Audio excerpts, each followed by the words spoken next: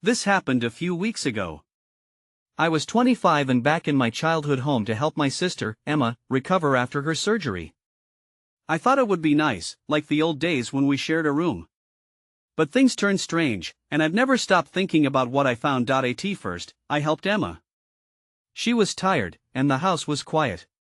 After a long day running errands, I came home late. I stepped into the bedroom, and it fell off. I looked at Emma's bed. The covers were bunched awkwardly at the foot. I thought maybe she tossed and turned. But then I saw something strange. A small, black stone peeked out from under her pillow. I felt uneasy when I picked it up. It was smooth and cold. I couldn't remember Emma having this. I threw it away, hoping it would ease the dread that crept into my mind. Days passed, and other things happened. I heard whispers in the hall, like hushed voices sharing secrets. When I turned my head, shadows flitted away, and I felt like I was being watched. Emma's belongings moved around, as if someone was playing with her things. Her books were stacked neatly, and I swore I had left them in a pile. I tried to brush it off. Maybe I was tired or stressed from caring for her. Each time I dismissed the strange occurrences, my heart sank further. I felt like something wasn't right. I replayed memories, thinking of Emma's stories from the hospital. There were things I didn't fully understand. One night, I lay in bed, restlessly tossing and turning. I heard it again, a soft whisper weaving through the quiet. I pulled the covers tight, my heart racing. The whisper stopped. I sat up, trying to catch the sound again.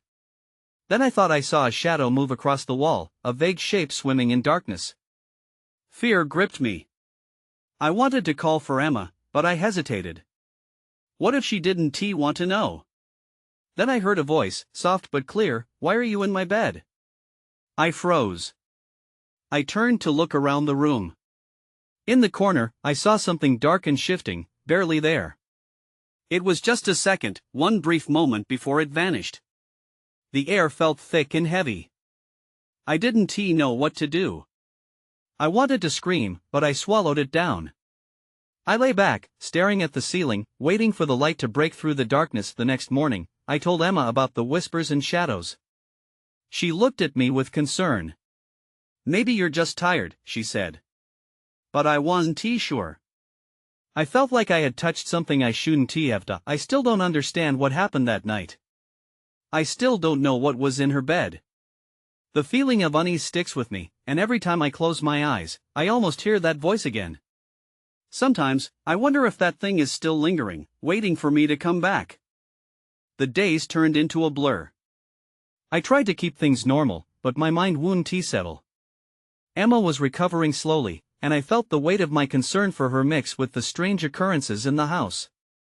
I often found myself staring at her pillow, half expecting that stone to reappear, but it never did. One afternoon, while Emma napped, I decided to confront the whispers. I followed the corridor to the small attic stairs. I hadn't been up there since we were kids. Dust and cobwebs filled my lungs as I climbed. I pushed the door open, and it creaked loudly, echoing in the silence. The attic was dim and cluttered. Old toys, boxes, and furniture were piled high. It felt like a graveyard of memories. I went in cautiously, squinting into the dark. I thought maybe I could find clues about what was happening. Maybe something from our past could explain these disturbances. I rummaged through a few boxes. Old photographs fell out, and I smiled for a moment. We looked so happy. But happiness was a fleeting feeling. In the back of my mind, I still felt the pull of that voice. I kept searching, pushing things aside until I stumbled upon a small wooden chest. It was locked. I checked around for something to pry it open. Then I noticed the air changed. It became colder, enough to make me shiver. I could hear the whispers again, but this time they seemed sharper, more urgent. I felt unnerved, like something was watching me closely from the shadows. Ignoring my instincts, I grabbed a nearby hammer and struck the lock. It shattered with ease.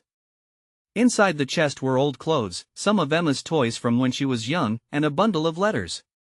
My hands trembled as I unfolded them, but they were too worn to read clearly. But there were names. Names that felt wrong. They scratched at the back of my mind, like a haunting melody I couldn't place. I pressed on, feeling anxious. As I sorted through the items, the whispers grew louder. Leave. This is not your place. You don't belong here. I turned quickly, scanning the room. Nothing. Just darkness and silence. My heart raced. I wanted to leave, to run, but something held my feet in place. I realized that the weight of dread was creeping back, heavier than before. Then, a sudden flash caught my eye. A little girl's dress, pale and delicate, lay at the bottom of the chest. I recognized it. It was Emma's favorite dress from childhood, but it felt wrong somehow, twisted, as though it carried a history I wasn't ready to know. That's when I heard it again. Why are you here? This time, the voice was right behind me. I spun around, and everything went dark. I gasped as the darkness swallowed me whole. My heart pounded in my ears. It wasn't just dark, it felt heavy, like a thick blanket pressing against me. I tried to move, but every part of me felt frozen in place. The whispers echoed louder now, swirling around me in a chaotic chorus. Just as I thought I might suffocate in that void, light flickered back into existence. The attic was there again, but everything felt off. The boxes stood exactly where they had been, but the air crackled with energy, as if something had shifted. I looked around frantically, half expecting to see the little girl from the dress standing there. But there was only silence. I suddenly noticed my hands, they were trembling. The chest was still open, but my surroundings felt altered, charged. I felt a pulse in the air, almost like a heartbeat. The letters I had pulled out lay scattered across the floor, their contents still eluding me. An unsettling thought struck me. What if the darkness had changed something? I spotted shadows moving in the corners of the attic. I rubbed my eyes, hoping it was a trick of the light. But when I opened them, the shadows had shifted closer.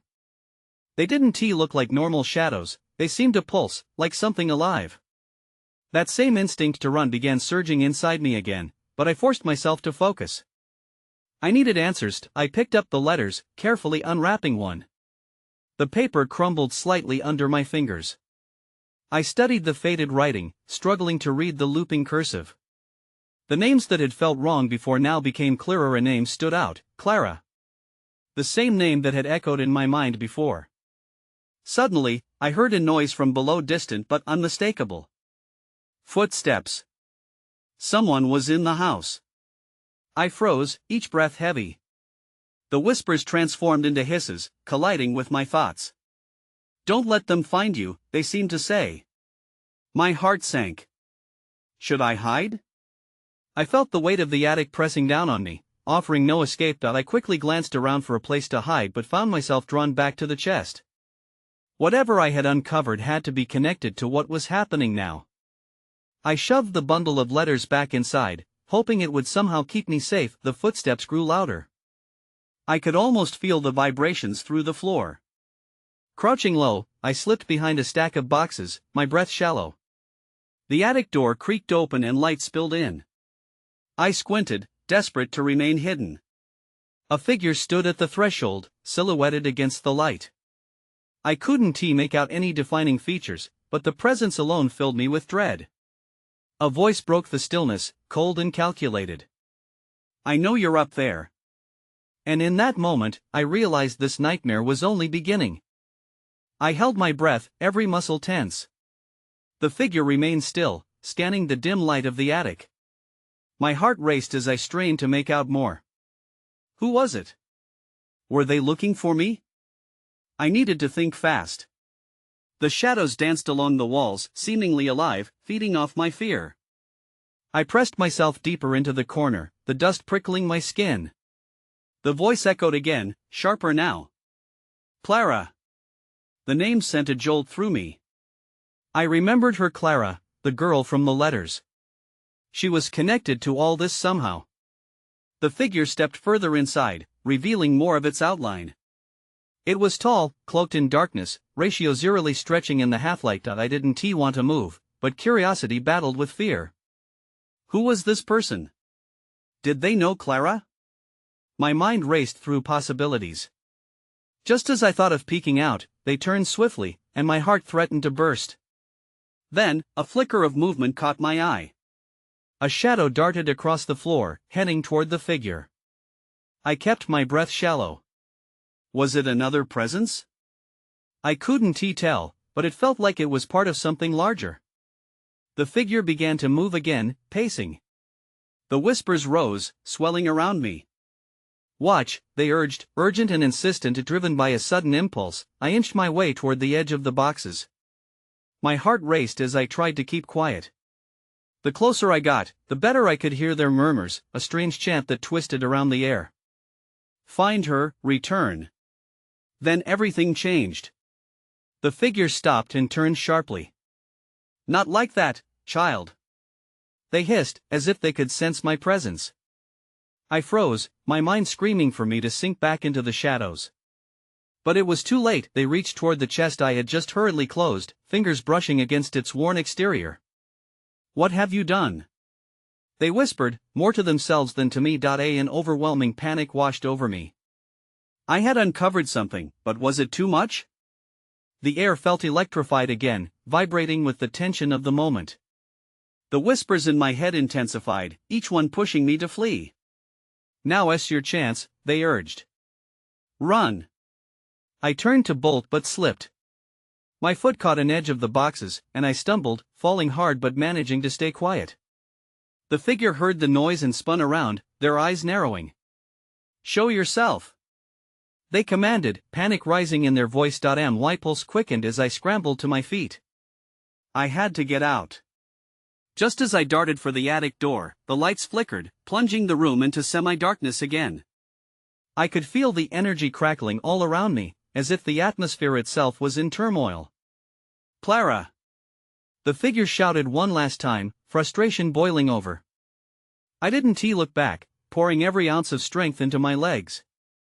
I burst through the door, and the attic swallowed me into its chaos. That's when I heard a soft, innocent giggle echoing from behind me. You found me. I stumbled into the hallway, heart racing, the attic door slamming shut behind me. The echoes of the figure's voice still rang in my ears. Clara. The name felt like a weight in my chest. What had I just discovered? Had I unwittingly uncovered something dangerous? I took a moment to catch my breath. The house felt different now, eerily quiet and unnaturally still. I moved down the stairs cautiously, the wooden steps creaking beneath my feet. Each sound sounded louder than it should, reverberating through me like a warning. I needed to think. I needed to find Clara. As I reached the bottom, I glanced around the living room. It was untouched, yet it felt charged with energy. I stepped over to Clara's favorite armchair, the one she always claimed was magic. I remembered the stories she'd tell, the adventures she spun with her wild imagination. But now, everything felt different. I pulled out my phone to check for messages, hoping someone from the family had called about Clara, but there was nothing. Just silence. My thoughts raced to the letters. Clara had been collecting them, notes filled with peculiar drawings, cryptic messages, and odd references. I had dismissed them as childlike fantasies, but standing here now, in the wake of what I just experienced, doubt crept in. I grabbed the stack of letters from the coffee table, flipping through them. One, more worn than the others, caught my eye. The drawing of a figure stood next to a large chest, dotted with strange symbols. A chill ran down my spine. Could it be the same chest? My fingers trembled as I traced the lines of the drawing. Something was definitely off. That's when I heard it again, a giggle. It was softer this time but still filled with innocence. I turned sharply toward the staircase. Clara? I called out, my voice faltering. Is that you? No answer. But the giggle came again, this time clearer and playful. It echoed from Clara's room at the end of the hall. I stumbled toward it, dread pooling in my stomach. What if Clara was in trouble? What if the figure from the attic lurked in her room, too? My hand trembled as I reached for the doorknob. I took a deep breath and swung the door wide open. The light streamed into the dimness, revealing an untouched room.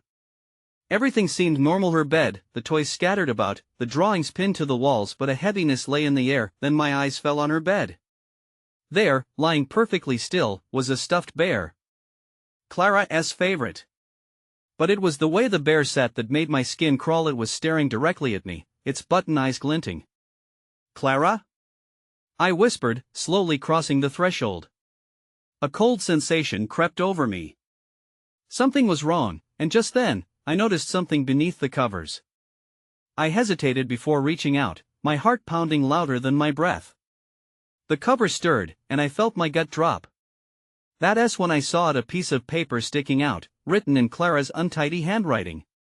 "I'm close. Help will come." Panic surged in my chest. I had to unravel this mystery, and fast. Whatever was happening was connected to Clara. And time was running out. I ripped the paper from beneath the covers, my hands shaking. "I'm close. Help will come." The words taunted me, made me feel helpless. Where was Clara? What did this mean? I scanned the room again, looking for more clues. The bear, its button eyes seemed almost alive, and I couldn't shake the feeling that it was watching me. I took a step back, my pulse racing. Suddenly, a low creak echoed through the room. I turned, fear crawling up my spine.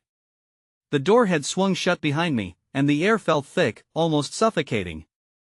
I approached the door, twisting the knob, but it wouldn't budge. Panic set in. "Clara?" I called out again, my voice barely above a whisper. I pressed my ear against the door, listening for a response. Instead, I heard a soft rustling sound coming from the closet. My heart raced louder. I hesitated, fighting the urge to flee, but curiosity overpowered my fear. I stepped closer to the closet, each step heavy with dread. "Clara?" I tried once more, my voice sounding youthfully desperate. No answer. Just the rustling. It was unsettling. I reached for the closet door, my hand hovering over the handle, my breath quickening. Then, without warning, the door flew open. A gust of cold air rushed past me, and I stumbled back. The closet was empty, but something was off. My eyes fell on a small trinket on the floor, a charm bracelet. It was Clara's. I must have missed it during my last visit. The charm sparkled dimly in the low light, but the last one caught my eye, a tiny chest engraved with the same strange symbols from the drawing. Why was it there? My heart raced as I realized the connections. Could this be another clue? Or had Clara come here recently? I picked up the bracelet carefully, something gnawing at my insides. As I examined the bracelet, I felt a shiver crawl over my skin. The giggling echoed again, this time louder, more sinister. It came from every corner of the room at once, a cacophony of laughter that made the hair on my arms stand on end. "Stop it!" I yelled, my voice trembling. But the laughter only grew, echoing in wave upon wave, a mocking chorus. I threw the bracelet back into the closet and wrenched the door open, desperate to escape. This time, the knob turned easily. I rushed into the hallway, slamming the door behind me, breathless and disoriented. Outside Clara's room, I leaned against the wall, trying to calm my racing heart. I needed to figure this out. What was happening in this house? And where was Clara? Then I remembered the attic. I had to go back there. Whatever had happened, I was sure the answers lay hidden in that room. I just hoped I wouldn't run into that figure again. With a deep breath, I turned and made my way back up the stairs. As I reached the attic door, I paused. Had I really seen what I thought I saw up there? Was Clara even safe anywhere? Just as I was about to reach for the knob, I heard it again, a soft whisper, barely audible but unmistakable. "Help me!" Chills raced down my spine. This time, it wasn't just the giggle. Someone or something was calling for me. I took a shaky breath. Whatever was going on, it was about to get worse. I took a deep breath and steadied myself at the top of the stairs. The whispers persisted, a haunting reminder that I wasn't alone. I pushed open the attic door slowly, wary of the creaking hinges. The atmosphere inside thickened with tension, and shadows flickered in the dim light. As I stepped inside, the small beam from my flashlight caught remnants of old boxes and dusty furniture. It smelled musty, like secrets left to rot. That corner, where the light barely reached, felt particularly ominous. I forced myself not to glance at it. "Clara?" I called out, voice echoing in the silence. There was no reply, just the unsettling whisper that had drawn me here. I moved deeper into the room, scanning every surface for something significant. I spotted an old trunk against the far wall. My instincts kicked in, this might hold answers. I approached it, heart pounding. With shaky hands, I fumbled for the latch, and it popped open with a reluctant creak. Inside was a jumble of old clothes, but something caught my eye, a small notebook, its cover worn. I picked it up, dusting it off, and opened it. The pages were filled with Clara's handwriting, sketches, and strange symbols. My breath caught in my throat as I flipped through it. One drawing was particularly striking. It showed a figure, just like the one I had seen in Clara's room, but this one had a face obscured by shadows. Below it, Clara had scribbled, "He watches. He waits." I felt a chill run through me. Who was she talking about? I flipped to another page. This one was a hastily drawn map of the house, with a big X marked near the attic S-corner. My pulse quickened. Could that be where I'd seen the figure? Just then, the whisper became clearer, urgent. "Help me!" The sound seemed to swirl around me. Suddenly, a cold breeze rushed past, making me shiver. I turned quickly, expecting something to materialize behind me, but there was nothing. The air felt electric, charged with a foreboding presence. I felt drawn to the corner of the attic where the light barely reached. The map showed that spot. Whatever Clara had discovered, it was critical. I moved cautiously toward it, squinting into the darkness. My heart pounded harder with each step, the air thick with unseen dread. I reached the corner and noticed a slight bulge in the floorboards. My hands trembled as I knelt down to inspect it. With a bit of effort, I pried one of the boards loose, revealing a small opening beneath. Before I could react, a shadow flickered across the attic, and I looked up. The figure stood there, watching me, its dark form outlined against the fading light. My breath hitched in my throat. I backed away, but the figure didn't move. It wasn't threatening, just waiting. My mind raced. I had to confront this. "Who are you?" I yelled, knowing I might regret it. But instead of words, a chill enveloped me, a whisper that felt far too close. "Help me." Everything froze. I was about to find out just what it was that wanted my help. The figure loomed, its presence drawing me into a suffocating silence. I was frozen, staring into the darkness where its eyes should have been. The air felt thick with unsaid secrets. My mind raced, scrambling to process what I was seeing. "Help me," it repeated, voice echoing like a distant echo, barely human. The tone was desperate, almost pleading. I wanted to scream, to run back down those stairs. But something held me in place. "Why?" I forced myself to ask. My voice trembled, barely a whisper. The figure seemed to shift, its edges blurring as if it were caught between this world and another.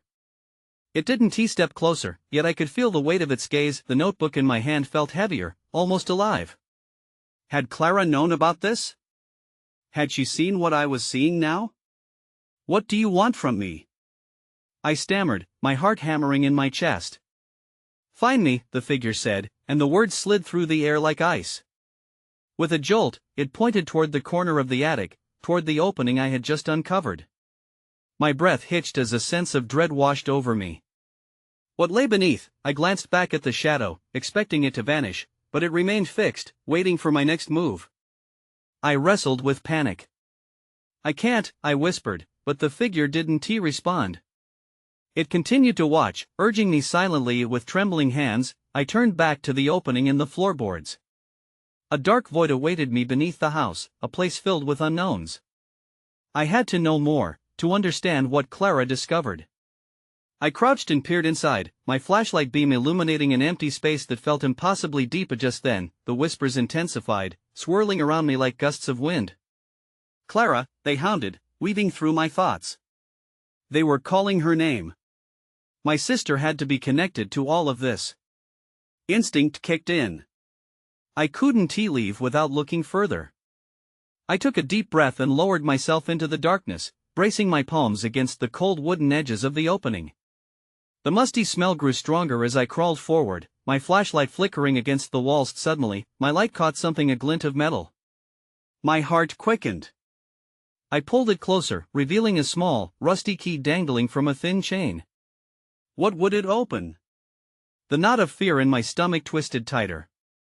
That moment felt like an eternity, suspended in time.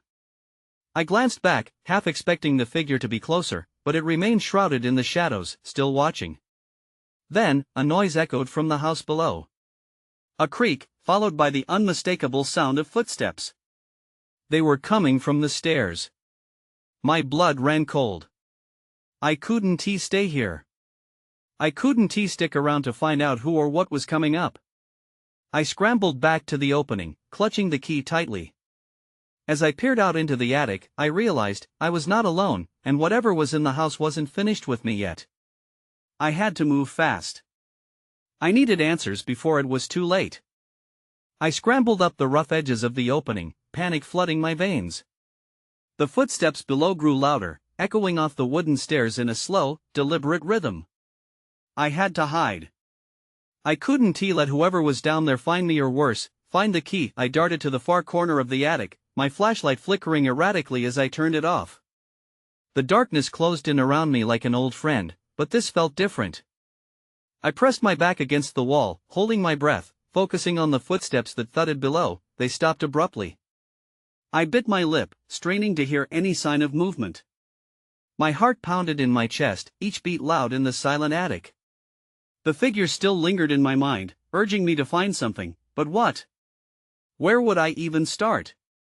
The oppressive silence stretched on until I heard a voice call out from below. Clara? Are you up there? A familiar voice. Mom's relief washed over me, but it was quickly followed by a wave of dread. Why was she home? She was supposed to be at work. I glanced back at the opening. There was no way I could crawl back down now. Clara! Mom's voice was sharper this time, laced with worry. You need to come down. Now. I hesitated. Should I reveal myself? What if I told her about the figure? She would think I was losing it. I chewed on my nails, trapped between the urge to stay hidden and the need to come out. Clara, please. Mom's voice broke slightly.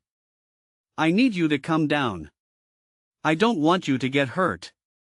I felt the weight of her words. Panic fluttered in my stomach as I opened my mouth to respond, but nothing came out. I wanted to shout, to scream that something had happened. But could I trust her to understand?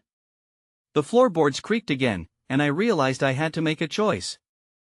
I pulled myself away from the wall and approached the attic opening, making sure to keep my movements quiet. Peering inside, I caught a glimpse of a shadow moving through the dim light of the staircase. Clara! Mom called out again, sounding more desperate now. With a shaky breath, I inhaled the musty air and began to climb down. My foot landed on the first step, and I froze. Something wasn't right. The atmosphere felt thick, saturated with an energy that prickled my skin. And then, a sudden chill swept through the hallway, wrapping around me like icy fingers. I glanced back toward the attic just in time to see an outline emerge from the shadows, a second figure, more solid than the one before, standing in the corner, watching me. I stumbled back, nearly losing my grip on the stair rail. Mom! I screamed, my voice cracking, but the house didn't respond. The floor beneath me trembled. I had taken a step into the unknown, and now I was being pulled deeper into whatever Clara had uncovered. Who was this new figure? What did it want from me? I took a breath. I couldn't turn back. I had to know what Clara had found and what this all meant. The house felt alive around me as I stepped cautiously down the stairs, each creaking whisper echoing my own fears. Clara! My mother called from below, her voice trembling, but those shadows stayed heavy on my mind. The moment I reached the last step, the air thickened again, almost suffocating in its intensity. I scanned the living room, my heart pounding in my chest. Empty. Just the sunlight streaming through the window, casting strange patterns across the floor. Mom? I called out, a sound too frail to echo my thoughts. I felt a pull towards the door leading outside, thoughts racing back to the attic, to the dark corners where Clara's laughter had sent chills down my spine. Mom emerged unexpectedly from the kitchen, and her expression shifted from worry to confusion. "Clara!" I was about to, but her words trailed off as her gaze drifted past me, wide-eyed, watching something beyond where I stood. I turned, and in that moment, the figure I'd seen in the attic flickered behind me, barely visible, like a wisp of smoke trying to drift away. "Mom, we need to leave," I urged, a sense of urgency clawing at my gut. I didn't know how to explain everything I had witnessed, the whispers, the figure, Clara's name. I just needed her to listen. "Leave? Why?" she asked, her brow furrowed. "Clara, what is going on?" But her voice was laced with an unease I had never perceived in her before, a thread of dread woven into the fabric of our moment. I found something in the attic," I stumbled over my words, wrestling with memories of the voices urging me to find Clara, to seek her help. "Your sister?" Mama's face didn't show immediate recognition as she searched my eyes, but I could see something shift behind her gaze. "Is she here? Is Clara upstairs?" "Mom, listen," I began, but I could feel an electric charge in the air, the sense that something was coming, that something horrible was about to happen. A shudder ran through my body. The figure behind me felt closer, an unseen weight settling like the fog over a stormy sea. "Clara! It's not safe!" I shouted, unsure if I meant the house or the secrets I risked revealing, and then, without warning, the whispers roared to life, a cacophony filling the space with conflicting messages of urgency and despair. "Help her! Run! You're too late!" I stumbled back as the words echoed in my mind, suffocating me under their weight. "Clara?" Mom shouted, panic rising in her voice. She grabbed my arm, urgency blending with confusion. "We can't stay here. We have to go now." But as she turned towards the door, the lights flickered violently, plunging us into a sudden darkness. I could feel the figure's presence pressed against me, a coldness that threatened to swallow me whole. "Mom!" I shouted as I fought to keep my balance. I grasped for her arm, but it felt distant, like I was reaching into a void. The air thickened into a storm of shadows, wrapping around us. "Stay close," she cried, pulling me near her. In that heartbeat of chaos, the house seemed to shift, walls creaking in protest, as if the very foundation was aligning with the shadows that loomed. Rattled, I turned back toward the kitchen, desperate for some part of the familiarity that lingered here. But now it was just another darkened doorway that felt impossible to pass. "Help me!" The whispers turned frantic, and Clara's name danced sharply through the air. "Help her!" they begged. Had the figure I felt been Clara, calling from the depths of whatever fate had taken her? Neither of us moved as our surroundings held us hostage in the gloom, but just then, a flicker of light ignited a soft luminescence spilling from the attic. It flickered again, an invitation, a warning. "Go!" It seemed to call from the marrow of my being. "Clara! We need to go!" Mom shouted again, her voice cutting through. It pulled me back to clarity. The shadows felt alive, swirling around the hem of our uncertainty. With a single breath, I tore myself from her grip, almost instinctively stepping towards the light beckoning me from above. "Clara's up there," I urged, the truth washing over me in waves. "We have to help her." Mom hesitated, her expression wavering between fear and resolve. "What are you talking about?" I couldn't explain it. I had to know. With one determined leap, I dashed for the staircase, clinging to the railing like a lifeline. I headed toward that beckoning glow, the whispers pressing against my mind, an echoing chant urging me on. As I reached the attic door, the shadows swelled behind me, humming with life, but the light ahead pulsed like a heartbeat. I threw the door open just as the other force in the house turned to catch up. I could hardly breathe, but I forced myself through the narrow opening, plunging back into the attic's unsettling heart. "Clara!" I shouted again, desperate and hungry for the truth, for some semblance of the sister I once knew, the carefree laughter, the memories buried beneath the weight of this darkness, and as I stood there, the energy shifted sharply, and I felt the presence return, but it wasn't the vague figure. Clara stood beyond the shadows, those innocent eyes locked onto mine, shimmering like a faint whisper against the embers of my hopes. "Help me," she echoed in unison with a soft graze of laughter that twisted in the AI or die. In that haunting moment, I didn't know what I'd free or awaken as I reached out toward her in the unsettling glow while all of reality wavered around us. Would I pull her from the clutches of whatever darkness held her captive, or would we both be devoured by the same shadows that threatened to claim more than we could ever understand? The answer hung between us, taut and unresolved like a thread fraying at both ends, stretching toward a darkness only a heartbeat away. I was terrified, but somehow, it felt like our only chance. And I wouldn't run. Not now. Not ever again.